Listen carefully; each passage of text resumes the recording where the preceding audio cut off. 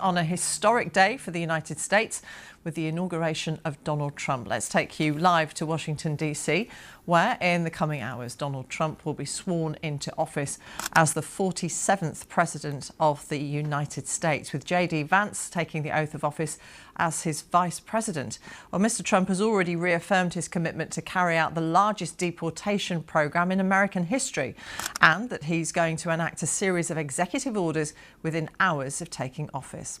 Ahead of his inauguration, during a wide-ranging speech at a rally in Washington, he told supporters the United States was about to begin a new era of prosperity whilst restoring patriotism and law and order.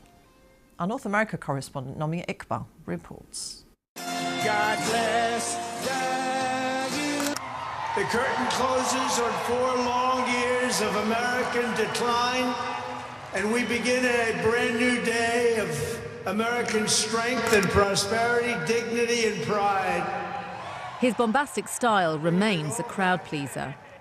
I think someone like Trump comes around once in a lifetime.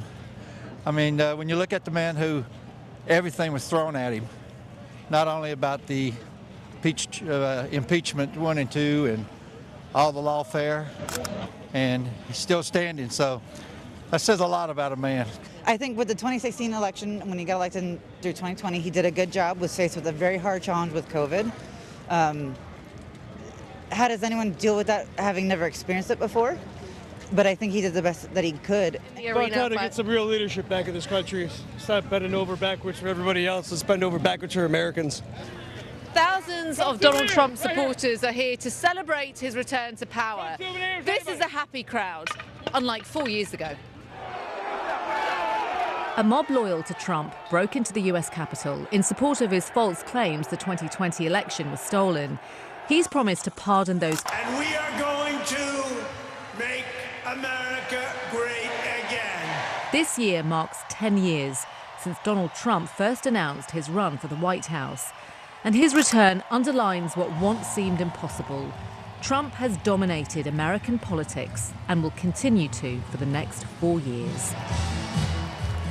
Nomi Iqbal, BBC News, Washington.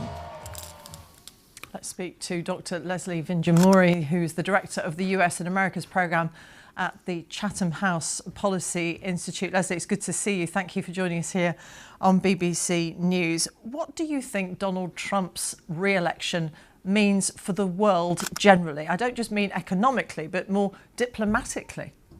Well, we're going to have a, very vocal, very determined, quite powerful at home. That matters, makes your power even stronger. He's won the popular vote. So I think for the rest of the world, they're going to see a president who has a very specific view of America, of its interests, a determination to play pretty tough with the rest of the world to really address the big problems of war and peace in Ukraine, in the Middle East, potentially to take a very tough stand on China. That's what we've anticipated. And yet, clearly President Trump has a certain kind of affection for talking with strong leaders. He's already spoken with President Xi. We've seen what looks like a form of reversal on the TikTok ban. Still to be negotiated, of course, but it is a moment of transition which really puts the U.S. into a very clear box of saying to the rest of the world that there will be demands. It will be a very tough ask.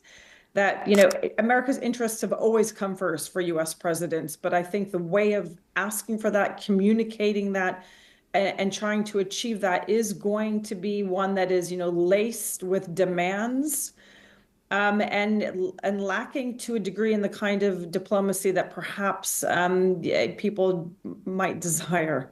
He has talked, of course, about introducing tariffs. How might other countries react to that if he does it? Yeah, well, there has been an ongoing flurry of debate about what to do, whether to retaliate